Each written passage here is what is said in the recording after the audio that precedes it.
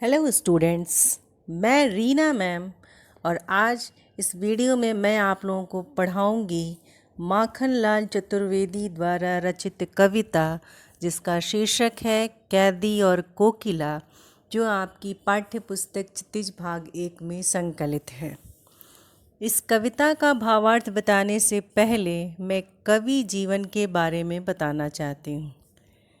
देश प्रेम की गौरव गाथा के अमर गायक माखनलाल चतुर्वेदी का जन्म सन 1889 में मध्य प्रदेश के होशंगाबाद जिले के बाबई गांव में हुआ था। आपने पहले भी माखनलाल चतुर्वेदी का नाम ज़रूर सुना होगा, उनकी कविताएं ज़रूर पढ़ी होंगी। इन्हें राष्ट्रकवि भी कहा जाता है। इन्होंने देशभक्ति से संबंधित बहुत सारी रचनाएं की।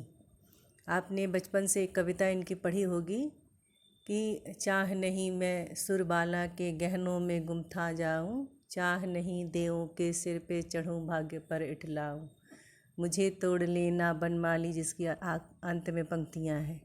उस पथ देना तुम फेंक जिस पथ मातृभूमि पर शीश चढ़ाने, जिस पथ जावे वीर अनेक। याद आ गया आपको? वही माखनलाल चतुर्वेदी हैं।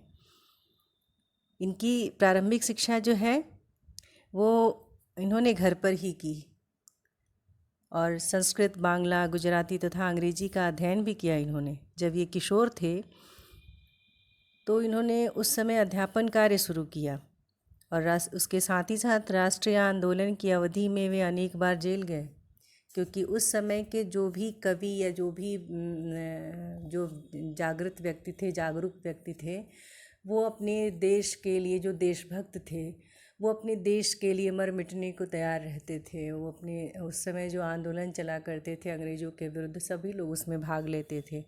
तो कवि ने भी उसमें भाग लिया, इस कारण उसे कई बार जेल भी जाना पड़ा। इनकी रचनाओं में बहुत प्रसिद्ध इनकी काव्य रचनाएं हैं, जिसमें है हिम किरटनी, हिम तरंगिनी, माता, युग चरण, समर्पण, वेणुलो, गूंजे धरा आदि इनकी सब काव्य की रचनाएं हैं। अन्य रचनाओं में इन्होंने निबंध भी लिखा है, नाटक और कहानी पर भी अपनी लेखनी चलाई है। यानी कि इन्होंने कहानी और निबंध के क्षेत्र में, नाटक के क्षेत्र में भी लिखा है। माखनलाल चतुर्वेदी की रचनाएं राष्ट्रीय भावना से युक्त हैं। उन्होंने देश प्रेम से संबंधित रचनाएं ज़्यादा की हैं, जिनकी रचनाएं ज़्यादातर देशभक्ति पे आधारित हैं। इन्होंने स्वतंत्रता की चेतना के साथ साथ बलिदान की भावना भी अभिव्यक्त की है। ये भी जो कविता आपकी पाठ्य पुस्तक में है, ये भी देशभक्ति की भावना से ही ओतप्रोत है। वो ब्रिटिश राज्य के समय जो क्रांतिकारी जेल में बंद होते थे, तो उनकी जो स्थिति होती, वही उनकी मानसिक स्थिति का वर्णन इस कविता में माखनलाल चतुर्वेदी ने किया है। यहाँ जो कविता आपके पाठ्य पुस्तक में है, मैं उसकी बात कर रही हूँ। चतुर्वेदी जी की कविता में खड़ी बोली का प्रयोग हुआ है, जिसमें तत्सम शब्दों के साथ साथ उर्दू फारसी के शब्दों का भी प्रयोग है। तत्सम तो आप समझते ही हैं कि जो संस्कृत से शब्द जो सीधे हिंदी में आ जाते हैं वो तत्सम है। यहाँ जो कविता है कैदी और कोकिला, आपकी पाठ्य पुस्तक में जो कविता है, इसमें कवि जो है वो अंग्रेज़ सरकार द्वारा भारतीयों के शोषण, यानी कि जो उन्हें सताते थे, तथा स्वाधीनता सेनानियों के साथ जेल में किए गए अमानवीय व्यवहार, ऐसा व्यवहार जो मनुष्यों के साथ नहीं किया जा सकता, और यातनाओं, यानी कि जो प्रताड़ना, जो कष्ट दिए गए, उनका मार्मिक चित्रण है। यानी कि ऐसा चित्रण जिससे कि हमारा हृदय जो है वो द्रवित हो जाए, यानी कि हम दुखी हो जाए उसे जानकर। जेल में कवि उदास भी है और एकाकी जीवन जी रहे। एकाकी से मतलब अकेला, अकेले एक कोठरी में वो बंद है। वहीं कोयल की मधुर आवाज़ सुनकर वह कोयल से अपने मन का आक्रोश, यानी कि अपने मन का क्रोध, विद्रोह, जो भी उनके प्रति उसके मन में जो द्वेष है उसे निकालता है। दुख और अंग्रेज़ सरकार के अत्याचारों को व्यक्त करता है। वो अपने मन का आक्रोश, उसके मन में जो आक्रोश है, उनके प्रति जो क्रोध है, वो दुख, और अंग्रेज़ सरकार जो उनके अत्याचार किए जा रहे हैं क्रांतिकारियों पे, वो सब उस कोयल को सुनाता है तथा उससे इस दास्ता से मुक्ति का गीत सुनाने को कहता है। इस दास्ता से, पराधीनता से। कोयल अचानक आधी रात में चीख पड़ती है, जिसे कवि सुनकर समझता है कि कोयल जो है वो पूरे देश को कारागार समझती है। तो इसी विषय को लेकर ये कविता माखनलाल चतुर्वेदी ने रची है। उन्होंने उस समय अंग्रेज़ों के अत्याचारों का वर्णन किया है। बहुत सुंदर कविता है, ध्यान से सुनिए और इसका अर्थ समझिए। क्या गाती हो, क्यों रह जाती हो, कोकिल बोलो तो। क्या लाती हो, संदेशा किसका है, कोकिल बोलो तो। ऊंची काली दीवारों के घेरे में डाकू चोरों पटवारों के डेरे में जीने को है देते नहीं पेट भर खाना, मरने भी देते नहीं तड़प रह जाना। जीवन पर अब दिन रात कड़ा पहरा है, शासन है या तम का प्रभाव गहरा है। हिमकर निराश कर चला रात भी काली, इस समय कालिमा में जगी क्यों आली। इस पद्यांश में कुछ शब्दों का मैं अर्थ पहले आपको बता दूं, जिससे कि भावार्थ समझने में आप लोगों को आसानी होगी। यहाँ कोकिल तो आप जानते हैं, कोकिल का मतलब कोयल होता है। बटमार वो होते हैं जो रास्ते में जाने वाले यात्रियों को लूट लेते हैं। डेरे में यानी कि आवास में। पहरा निगरानी। तम का अर्थ होता है अंधकार। तम जो है वो संस्कृत का शब्द है, तत्सम शब्द है। हिमकर चंद्रमा। कालिमा मई काले रंग वाली। आली का मतलब सखी। अब मैं आपको भावार्थ बता रही हूँ इस पद्यांश का, ध्यान से सुनिए और समझने का प्रयास करिए। जेल में बंद कैदी रूप में कवि जो है वो कोयल से पूछता है कि कोयल तुम क्या गाती हो। कवि जो है अपनी यातना के कारण आधी रात में भी जगा हुआ है और उस समय जब उसे कोयल की आवाज़ सुनाई देती है तो वो कोयल को संबंधित करते हुए इस कविता की रचना करता है। तो वो कोयल से पूछता है, क्या गाती हो, क्यों रह जाती हो, कोकिल बोलो तो। गाते गाते तुम क्यों रुक जाती हो, अपने गीतों के माध्यम से मेरे लिए तुम किसी का संदेशा लाई हो। संदेशा किसका है, क्या लाती हो, संदेशा किसका है, कोकिल बोलो तो। वो पूछता है कोकिल से कि अगर तुम आधी रात को बोल रही हो, इसका मतलब, इसका अर्थ यह तो नहीं कि तुम किसी का संदेशा मेरे लिए लाई हो, कोकिल बोलो तो। ऊंची काली दीवारों के घेरे में। कवि कह रहा है कि पहले तुम ये बता तो दो कि किसका संदेशा लेकर आई हो। कोयल शायद हम कैदियों को देश के बारे में कुछ संदेशा देना चाहती है, ऐसा कवि को आभास होता है। आगे वह बताता है कि हे कोयल, हमें यहाँ जेल की ऊंची ऊंची दीवारों के बीच कैद करके रखा गया है। कवि कहता है कि ऊंची काली दीवारों के घेरे में डाकू चोरों बटमारों के डेरे में। यानी कि हम जैसे स्वाधीनता सेनानियों को भी, माने हम तो अपने देश के सेनानी हैं, हम तो स्वाधीनता के सेनानी हैं, अपने आज़ादी की लड़ाई लड़ रहे हैं, और हमें भी कैसे रखा गया है जेल में, उन्हीं लोगों की तरह जैसे चोर को, लुटेरों को तथा राहगीरों को लूटने वाले बटमारों को रखा जाता है। उनके साथ रहने के लिए हमें विवश होना पड़ता है, मैंने हमें मजबूर होना पड़ता है उन चोरों के साथ रहने के लिए, जबकि हम तो चोर नहीं हैं, हम तो स्वाधीनता के सेनानी हैं। कहता है कवि कि जीने को देते नहीं पेट भर खाना। यहाँ खाने के लिए पेट भर खाना भी नहीं देते, यानी इतना भी भोजन नहीं देते कि हमारी भूख मिट सके, हमारा पेट भर सके। मरने भी देते नहीं तड़प रह जाना। कवि कह रहा है कि अमानवीय परिस्थितियों में रहते हुए हमें नारकीय जीवन बिताना पड़ रहा है, और यहाँ यानी इतनी यातना हमें सहनी पड़ रही है, जैसे लग रहा है कि हम जीते जी नरक में पहुँच गए हैं। इतना अमानवीय व्यवहार, मैंने इस तरह का व्यवहार मनुष्यों के साथ नहीं किया जा सकता। और जेल के जो कर्मचारी हैं कहता ना कभी कि मरने भी देते नहीं, तड़प रह जाना। जेल के जो कर्मचारी हैं हमें मरने भी नहीं देते, और ऐसे में हम तड़प कर रह जाते हैं। यानी कि भोजन इतना ही मिलता है कि हम मर ना पाएँ, इतना नहीं मिलता कि हमारा पेट भर सके, हमारी भूख मिट सके। वो सिर्फ इतना ही हमें ऐसे रखते हैं अत्याचारों के बीच में कि हम बस मरे नहीं, और हम वैसे ही तड़पते हुए जीते रहते हैं। जीवन पर अब दिन रात कड़ा पहरा है। कवि कह रहा है कि ये जो जेल के कर्मचारी हैं, जो जेल के सिपाही हैं, हम पर कड़ा पहरा रखते हैं। हमें इसे शासन कहें या घोर अन्याय। कवि कहता है कि हमारे जीवन पर दिन रात कड़ा पहरा है। यानी कि ना हमें जीने ही दिया जाता है, ना मरने ही दिया जाता है, बिल्कुल नारकीय स्थिति है। शासन है या तम का प्रभाव गहरा है। कवि कह रहा है कि इसे क्या कहें हम, ये शासन है या चारों तरफ घोर अन्याय है, चारों तरफ घोर अंधकार है।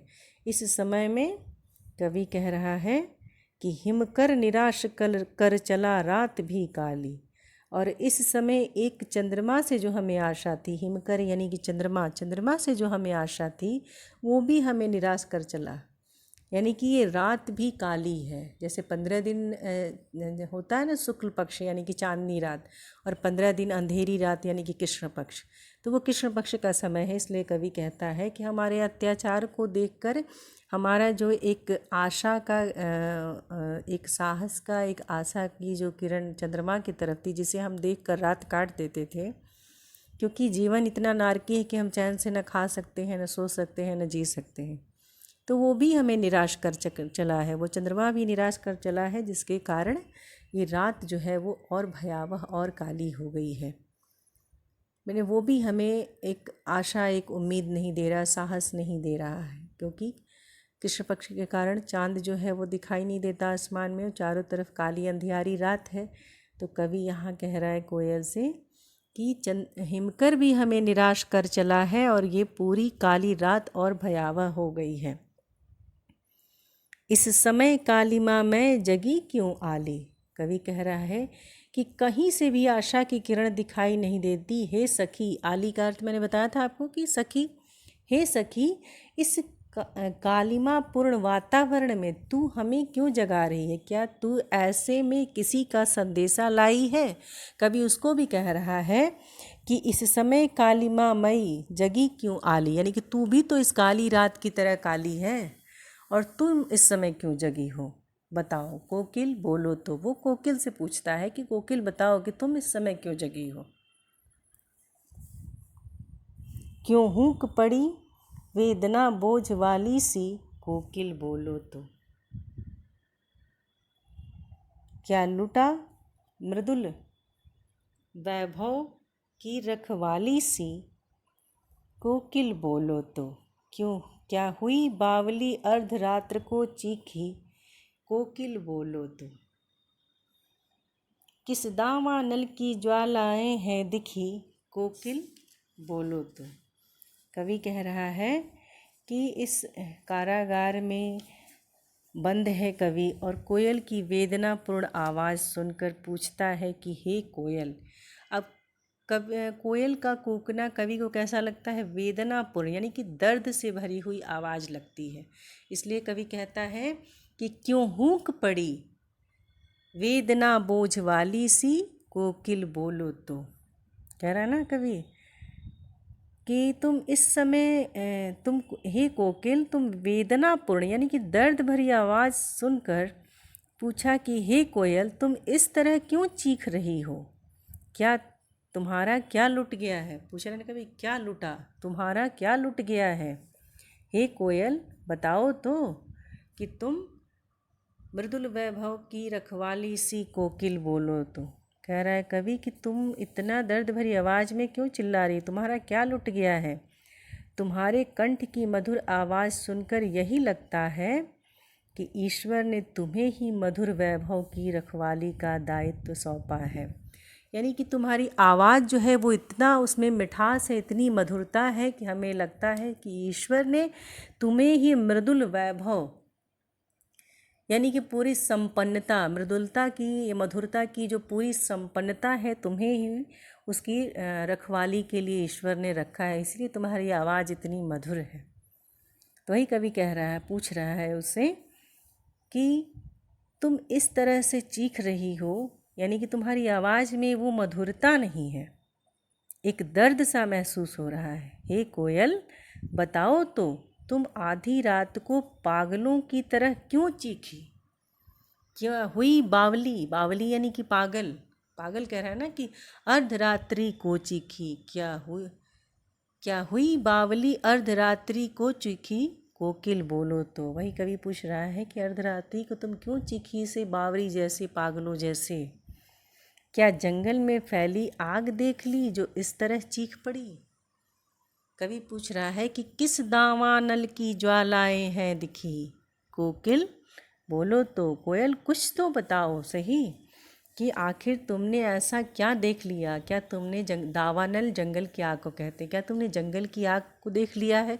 शायद इसलिए तुम्हारी ये दर्द भरी चीख निकली कि जंगल अगर जल जाएगा तो तुम हरियाली डाली तुम्हें कहाँ मिलेगी कूकने के लिए?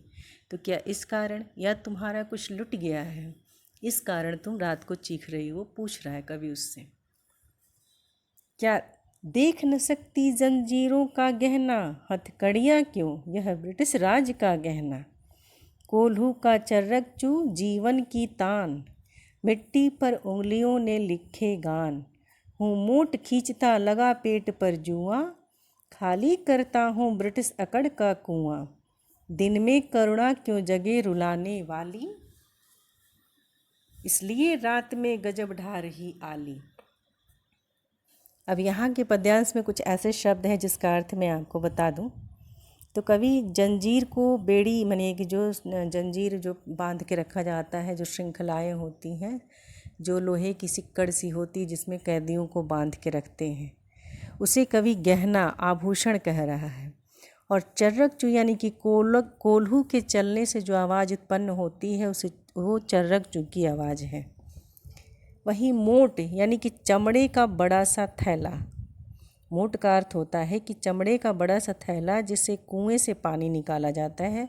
इस तरह का थैला अक्सर राजस्थान वगैरह में प्रयोग होता है, या जिसमें ऊँटों को, ऊँट जैसे चलते हैं ना रेगिस्तान में, तो उनके साथ दोनों तरफ लटके होते हैं ऐसे लेदर के चमड़े के थैले, जिनके मुंह पे एक कड़ा सा छल्ला होता है लोहे का, जिससे जो पानी में डूब जाता है और पानी भरने में आसानी होती है, तो उसे मोट कहा जाता है। और ब्रिटिश अकड़ का कुआं का अर्थ यहाँ है कि अंग्रेज़ों का अहंकार। वहीं विद्रोह बीज यानी कि विद्रोह रूपी बीज भरना है, वेदना यानी कि चीरना। तो कवि इनके माध्यम से, इस पद्यांश के माध्यम से जो कष्ट दिए जा रहे हैं जेल में, उनका वर्णन कर रहा है। और कोयल की असमय चीख से उसका ध्यान जो है उसकी तरफ जाता है और वो उससे प्रश्न करता है। तो कोयल की असमय चीख सुनकर कवि कोयल से पूछता है कि हम स्वतंत्रता सेनानियों के हाथों में हथकड़ियों का गहना तू देख नहीं सकती है क्या? अब तक तो कवि ने उससे पूछा कि तुम्हारा कुछ लिट गया है या जंगल की आग देख ली है।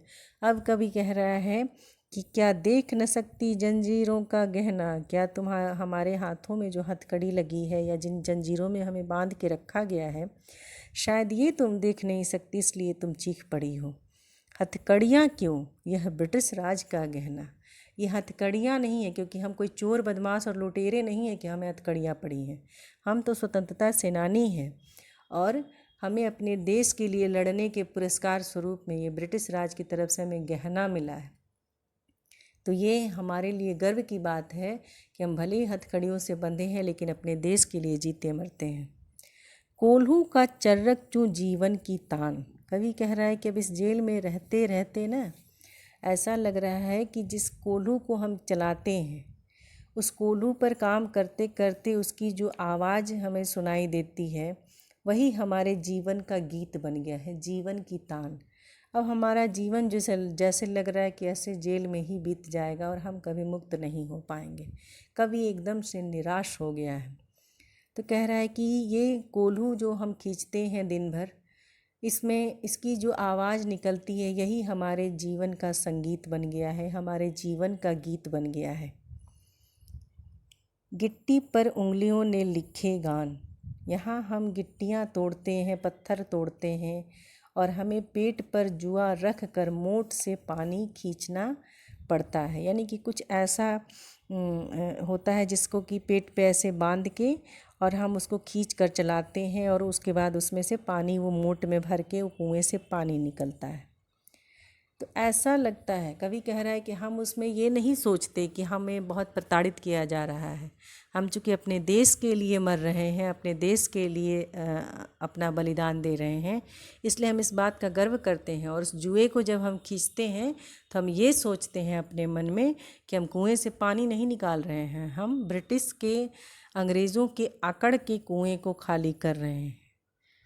ऐसा कवि कह रहा है कि हम उसमें भी अपना गर्व से रहते हैं कि हम अपने देश के लिए जी रहे हैं, देश के लिए मर रहे हैं। तो ऐसा लगता है जैसे कि हम अंग्रेज़ सरकार की अकड़ की कुएं को खाली यानी कम कर रहे हैं, यानी उनकी अकड़ को कम कर रहे हैं। अंग्रेज़ सरकार जो है उन्हें दिन में हम स्वतंत्रता सेनानियों पर कोई दया नहीं करती है, इसलिए तू रात में अपना मधुर स्वर सुना रही है। अब ये सारे अंदाजे कवि लगा रहा है कि आखिर कोकिल क्यों बोल रही है, उसे कोई कष्ट है या वो हमारे कष्ट को देखकर बोल रही है, या दिन भर हम उसकी आवाज़ सुन नहीं पाएंगे काम के चक्कर में, रात में अब खाली हुए हैं तो इसलिए वो अपनी मधुर आवाज़ हमें सुना रही है। कह रहा है ना कवि कि चुपचाप मधुर विद्रोह बीज इस भांति बो रही क्यों, कोकिल बोलो तो।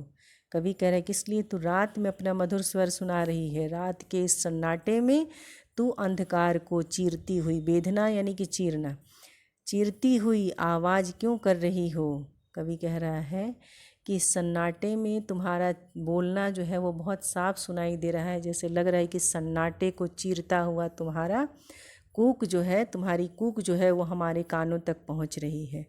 कोयल बता तो इस तरह अपनी मधुर आवाज़ से देशवासियों में अंग्रेज़ों के प्रति विद्रोह की भावना क्यों पैदा कर रही है। पूछ रहा है ना कवि कि चुपचाप मधुर विद्रोह बीज इस भांति बो रही क्यों, कोकिल बोलो तो। कह रहा है कवि कि ऐसा लग रहा है जैसे कि तुम अपनी मधुर आवाज़ में हमारे मन में अंग्रेज़ों के विरुद्ध विद्रोह बीज बो रही हो। कह रहा है ना कवि कि इस शांत समय में अंधकार को भेद रो रही क्यों, कोकिल बोलो तो।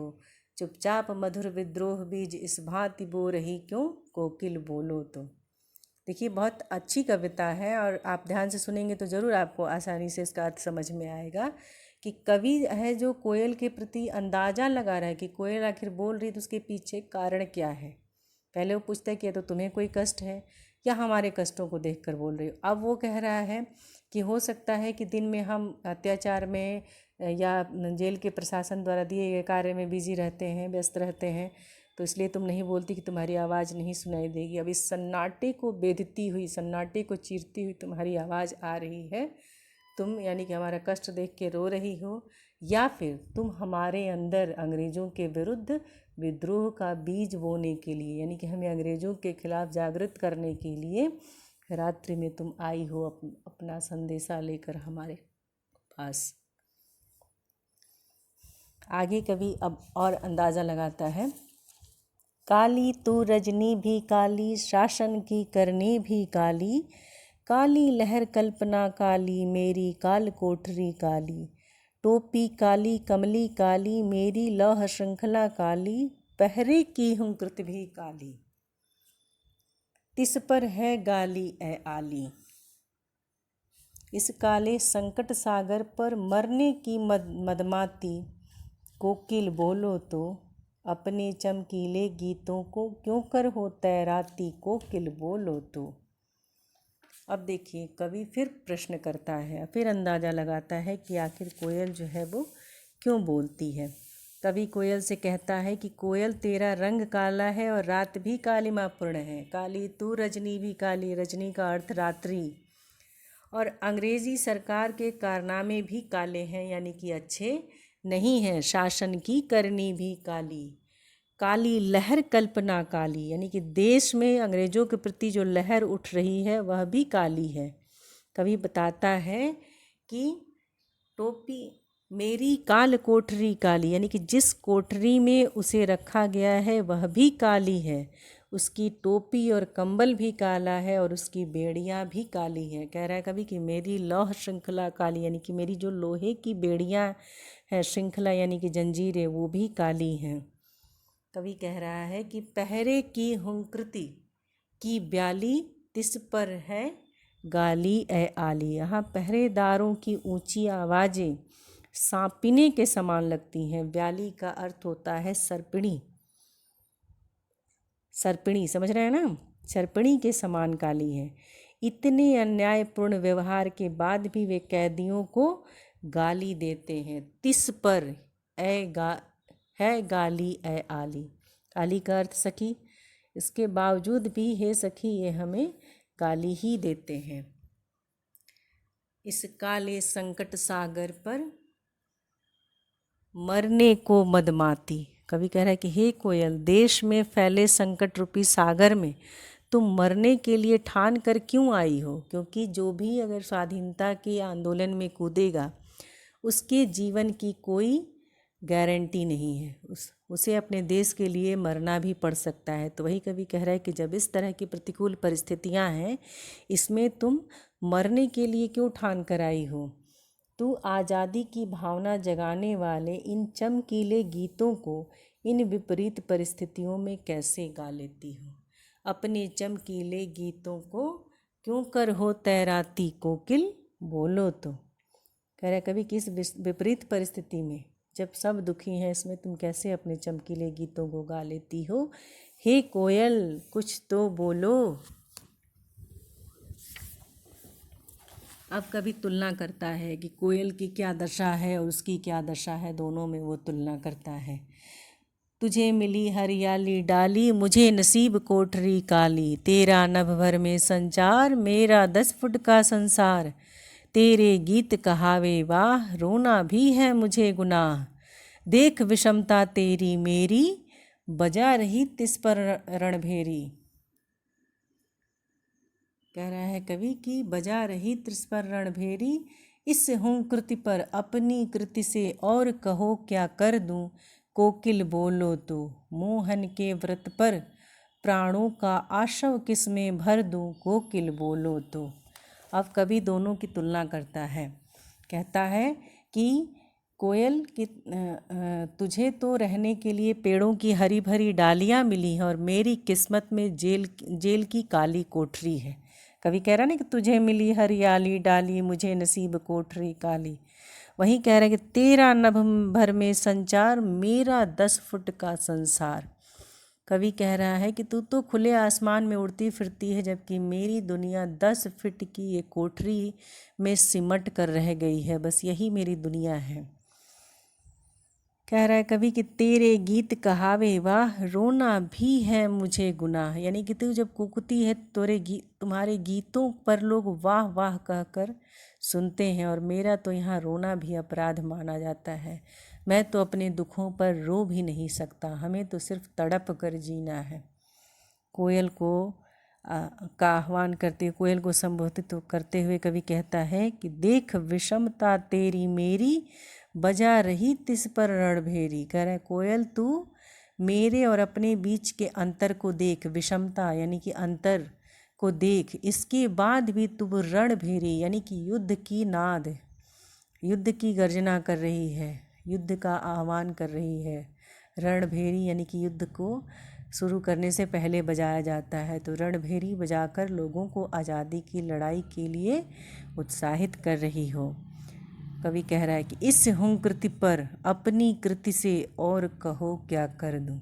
कवि कह रहा है कि यानी ये जो तुम्हारी हुंकृति है कोयल, तेरी इस हुंकार से ओजस्वी रचनाएं लिखने के अलावा और क्या कर सकता हूँ। कवि कह रहा है कि मैं तो एक कवि हूँ, एक साहित्यकार हूँ, तुम्हारे इस हुंकार पे, तुम्हारे इस आह्वान पे, तुम्हारे इस ओजपूर्ण हुंकृति पर मैं कुछ और अपनी कृति से, मैंने इनकी अपनी रचनाओं से मैं कुछ लिख सकता हूँ, कुछ कर सकता हूँ, इसके अलावा मैं क्या कर सकता हूँ। कोकिल बोलो तो। मोहन के व्रत पर प्राणों का आशव किसमें भर दूं, कोकिल बोलो तो।